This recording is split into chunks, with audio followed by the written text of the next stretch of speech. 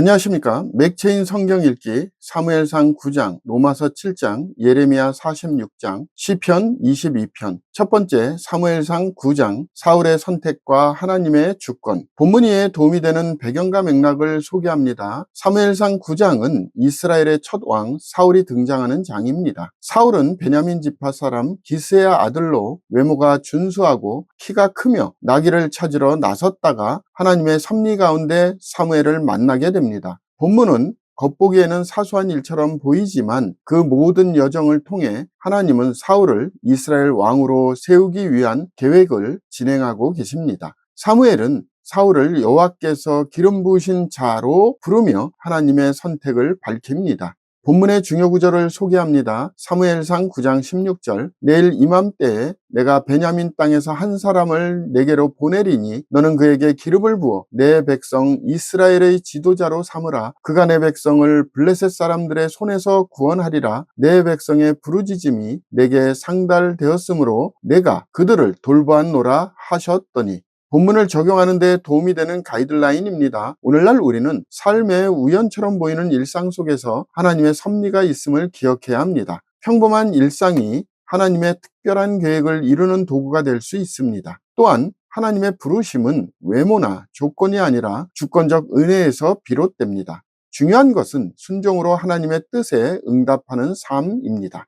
두 번째, 로마서 7장, 죄와 율법 그리고 내면의 갈등. 본문 이에 도움이 되는 배경과 맥락을 소개합니다. 로마서 7장은 신자 내면의 갈등을 깊이 있게 묘사합니다. 바울은 율법이 죄를 드러내는 역할을 하지만 그 자체로는 우리를 구원하지 못함을 밝힙니다. 이어 내 속 사람으로는 하나님의 법을 즐거워하되와 같은 표현을 통해 성령을 받은 자라도 여전히 죄의 본성과 싸워야 함을 고백합니다. 오라 나는 공고한 사람이로다 라는 탄식은 죄에 대한 절망이 아니라 은혜에 대한 갈망의 외침입니다. 본문의 중요 구절을 소개합니다. 로마서 7장 24절. 오라 나는 공고한 사람이로다. 이 사망의 몸에서 누가 나를 건져내랴. 본문을 적용하는 데 도움이 되는 가이드라인입니다. 오늘날 우리는 거듭난 신자로서도 여전히 죄와 싸워야 하는 연약함 속에 있습니다. 그러나 죄의식에 빠져 절망하기보다는 하나님의 은혜와 성령의 능력을 더욱 의지해야 합니다.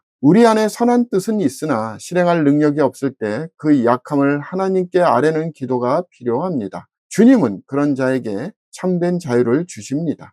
세 번째, 예레미야 46장, 애굽에 대한 심판 예언. 본문 이에 도움이 되는 배경과 맥락을 소개합니다. 예레미야 46장은 여러 나라를 향한 심판 예언 중 첫 번째로 애굽을 다룹니다. 이는 유다의 요시야 왕의 아들 여호야김 넷째 해에 애굽 왕 느고와 바벨론 왕 느부갓네살이 맞붙었던 갈그미스 전투와 관련이 있습니다. 애굽은 말과 병거, 전사의 수를 의지했지만 하나님은 그들을 심판하시며 칼이 배부르게 삼키며 그들의 피를 넘치도록 마시리니라고 하십니다. 본문 후반은 이스라엘에게는 위로와 회복을 약속하십니다.